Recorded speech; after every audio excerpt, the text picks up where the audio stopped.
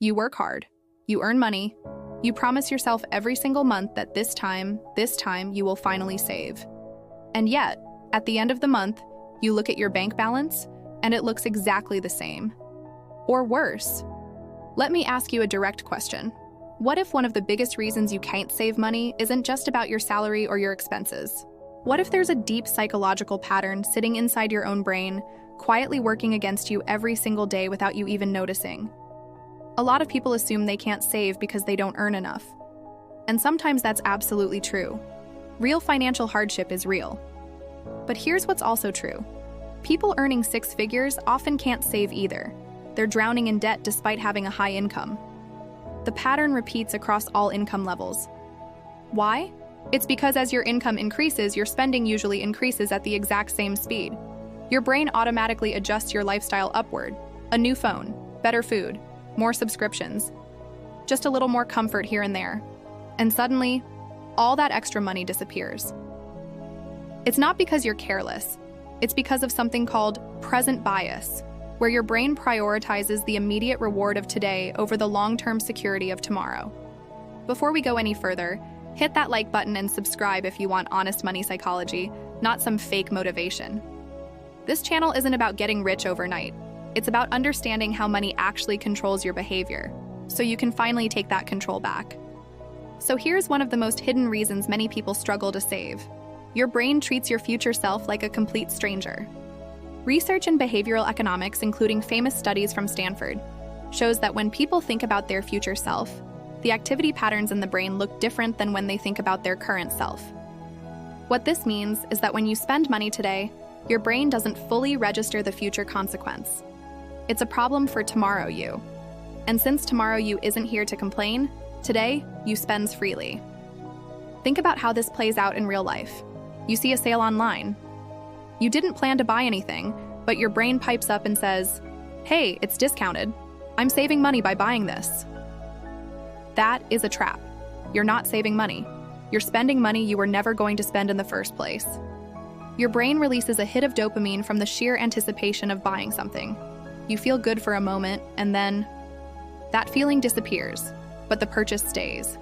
Your brain actually loves the anticipation of buying more than it loves owning the thing itself. That's why shopping feels so exciting, but the excitement often fades within just a few hours. Another huge reason is emotional spending. Nobody likes to admit this, but for many of us, money has become a tool for emotional regulation. Had a stressful day dealing with traffic and your boss? Let's order DoorDash. Feeling a little bored and scrolling on your phone? Let's buy something small, like an add-on for your Starbucks order. Feeling insecure? Maybe upgrading your AirPods will make you feel a little better. You're not actually buying products. You're buying temporary relief. And according to research on addiction, relief is highly addictive. Then there is this dangerous assumption you probably have: I'll start saving when my situation improves. That single mindset has kept people broke for decades. Here's the truth. Your behavioral patterns don't magically change just because you have more money. If you can't save 5% of your income right now, you likely won't save 5% when you earn double. Your brain doesn't suddenly become disciplined because your salary increases. It just becomes more confident in spending more. Okay, now let's talk about solutions. Specific, actionable ones, not vague advice like spend less. First, stop relying on willpower. Willpower is a finite resource. It fails when you're stressed, tired, or tempted. So use automation instead. The very moment your income hits your bank account, have a system in place that automatically moves money to a separate savings account. Start with whatever percentage won't break your budget. Even if it's just 5%, it matters. Don't wait until after you pay bills. Don't wait until after you do your weekly spending. Do it immediately. If you earn $3,000 a month, that's $150 that's gone before you can even touch it. If that feels impossible, start with $50. The system you build matters more than the amount you start with. Automation removes your emotional brain from the decision-making process. Second, make your future self feel real. Studies from MIT have shown that people save significantly more money when they emotionally connect with their future. So visualize it with concrete details. Don't just think retirement. Think about the specifics. Where will you live? What will your morning look like? What will it feel like to wake up without any financial stress? Write it down. Look at that description weekly. Your brain needs a strong emotional connection to your future to compete with the instant dopamine hits of today's spending. Third, break the dopamine cycle with a simple 48-hour rule. Before any non-essential purchase over, say, $50, force yourself to wait 2 days. Most impulses die when you give them time to breathe. If you still genuinely want it after 48 hours, then fine, buy it. But most of the time, you'll find you don't even care anymore. That pause alone can save you thousands of dollars a year on avoided impulse purchases.